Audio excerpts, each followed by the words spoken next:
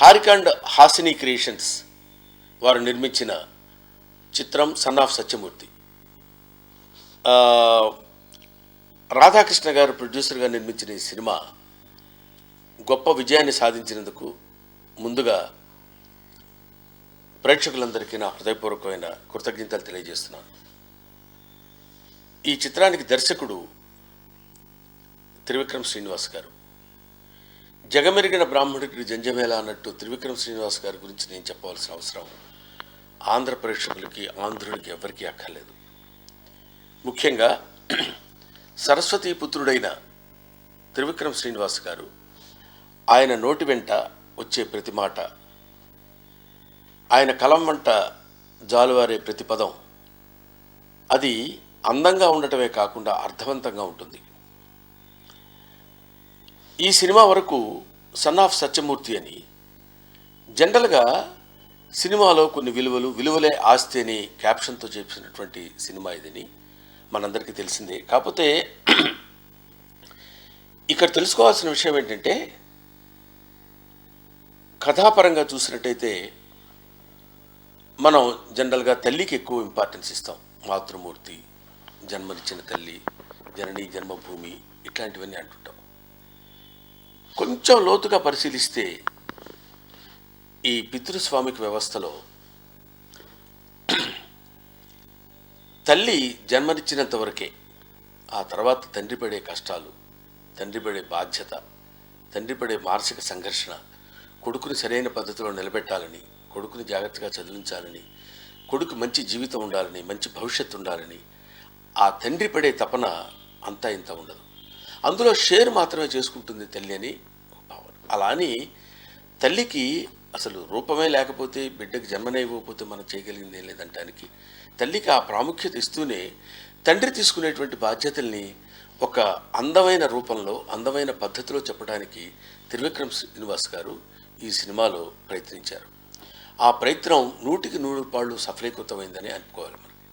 ఎందుకంటే నచ్చి తెచ్చుకునే బాధ్యత భార్య, మొయ్యాలనిపించే బరువు పిల్లలు, ఎప్పుడూ మర్చిపోలేని జ్ఞాపకం నాన్న అంటాడు.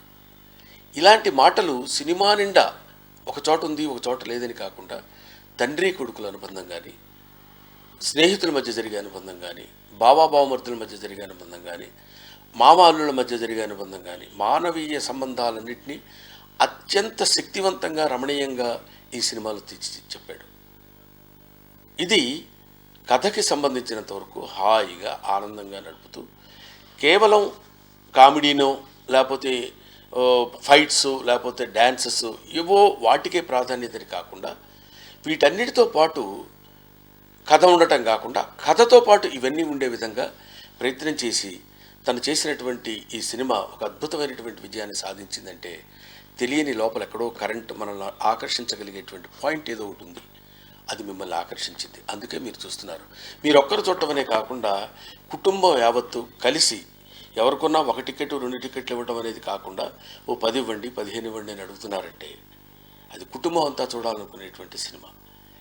ఇతర సినిమాల్లో మాటల్లో కానీ, చేతల్లో కానీ, దృశ్యాల్లో కానీ ఎక్కడ ఎటువంటి అశ్లీలం దొర్లినట్టు కనిపించదు కూడా. అటువంటి మహా అద్భుతమైనటువంటి సినిమా, చాలా మంచి సినిమా, హాయిగా అనుబంధాల మధ్య తిరిగే సినిమా. ఒక పెద్ద ప్యాలెస్ కాదు ఇది, అందమైన ఇల్లు ఈ సినిమా. ఈ సినిమాను మనం చూడాలి, ఒక పాయింట్. రెండోది, ఈ సినిమాలో బన్నీ మీ అందరికీ తెలుసు, ఒక అద్భుతమైన డ్యాన్సర్, బ్రహ్మాండమైన ఫైటర్, బ్రహ్మాండమైన పెర్ఫార్మర్, చాలా కష్టపడి పనిచేసే హీరో అని మనందరికీ తెలిసిన విషయం. ముఖ్యంగా వీటన్నిటినీ కొద్ది సమపాళ్లలో రంగరించుకుంటూ వచ్చేవాడు. ఈ సినిమాలో యాక్టింగ్కి, పెర్ఫార్మెన్స్కి, సెంటిమెంట్ సీన్స్కి తను చూపించినటువంటి శ్రద్ధ, తను ఇచ్చినటువంటి పెర్ఫార్మెన్స్ హైలైట్. ఇంత గొప్పగా యాక్ట్ చేస్తాడా అర్జున్, ఇంత గొప్పగా యాక్ట్ చేస్తాడా బన్నీ. ఫైట్స్తే కాకుండా ఇతరమైనటువంటి క్వాలిఫికేషన్స్లో ఇంత గొప్పవాడా అనే ఆలోచన ఇటు ప్రేక్షకుల్లో కలిగించే విధంగా చేశాడు. ఫ్యాన్స్లో ముందు అది కొంచెం ఇబ్బందికరంగా ఉన్నా, ఎందుకంటే మా బాస్ బ్రహ్మాండంగా ఫైట్స్ చేయాలి, డాన్సులు చేయాలి, అవి చేయాలి అనుకునేవాడు ఇలా కనిపించేసరికి కొద్దిగా డైజెస్ట్ అవడానికి కష్టమైనా, ఆహా ఎంత గొప్ప నటుడు మా బాస్, మా హీరో అని ఫ్యాన్స్ అనుకునే విధంగా ఆ మార్క్స్ అన్నీ కొట్టేసినటువంటి వాడు బన్నీ. ఆ తర్వాత సమంత గురించి మనం చెప్పాల్సిన అవసరం లేదు. అమ్మాయి యాక్ట్ చేస్తున్నట్టు ఎప్పుడు అనిపించదు, ఎప్పుడు బిహేవ్ చేస్తున్నట్టే ఉంటుంది, ఆ క్యారెక్టర్కి అలా చేస్తున్నట్టు అనిపిస్తుంది. తర్వాత డైరెక్టర్ ఇక్కడ చూపించినటువంటి ఒక అద్భుతమైన విషయం ఏంటంటే, హీరోయిన్ అనగానే మంచి అందంగా కనపడాలి, ఇంకా ఏవేవో కనపడాలి, ఇవన్నీ కనపడి ఆ అమ్మాయి పిచ్చి వేషాలు వేస్తే, ఆ పిచ్చి వేషాలు అనే పదం మనం వాడకూడదేమో నాకు తెలియదు, ఆ అమ్మాయి ఇంకో రకంగా కనపడితే, మన కంటికి ఇంపుగా కనపడితే ఈ అమ్మాయి హీరోయిన్ అనేటువంటి ఒక దృష్టితో మనం హీరోయిన్ చూసే రోజుల నుంచి ఆ అమ్మాయి షుగర్ పేషెంట్ అని చెప్పి, ఏ హీరోయిన్కి షుగర్ ఉండకూడదా అని మనం అనుకుంటే అది చాలా కష్టం అండి, మీకు తెలియదు, ఎందుకంటే ప్రేక్షకులు ఒప్పుకోరు. హీరోయిన్ షుగర్ ఏంటండి, అలా కాదు, హీరోయిన్ అంటే హీరోయిన్గా అందంగా ఉండాలి, ఆ డ్యాన్స్లు అవన్నీ ఉంటే తప్ప యాక్సెప్ట్ చేయరు అనుకునే దానికి దర్శకుడు ఎంత ధైర్యం చేసి ఉండాలో ఆలోచించండి. అతనికి మానసికంగా ఎంతో ధైర్యం ఉంటే తప్ప ఆ క్యారెక్టర్ మీద, ఆ క్యారెక్టర్ కన్విక్షన్ మీద ఒక అద్భుతమైన గ్రిప్ ఉంటే తప్ప ఆ ఛాలెంజ్ తీసుకోడు. అలాగా హీరో హీరోయిన్ దేవిశ్రీ ప్రసాద్ చెప్పిందే అద్భుతమైన సంగీతం, చాలా మంచి సంగీతాన్ని ఆయన ఇస్తాడని తెలుసు, ఇచ్చాడు అనేది తెలుసు. ఇప్పుడు వాళ్ళ అన్ని చోట్ల ఆంధ్రదేశం అంతా sun of Satyamurthy songs మారుమోగిపోతున్నాయంటే that all credit goes to Devi Sri Prasad. వీటన్నిటి యొక్క కలయిక. ఇకపోతే ఆర్టిస్టులు, బోళ్ళంతమంది ఆర్టిస్టులు అండి. ఏంటండి అంటే, ఇప్పుడు మన గమ్మత్తైన సైకాలజీ ఏంటంటే, మంచి సినిమాలు రావట్లేదండి అంటాం, వస్తే చూడం. రొటీన్ సినిమాలు వచ్చినాయి అనుకోండి, బాగున్నాయండి అంటాం, కానీ ఎప్పుడు రొటీనేనండి, సినిమాలు మనకు తెలుగు మార్చరా అనే అభిప్రాయం.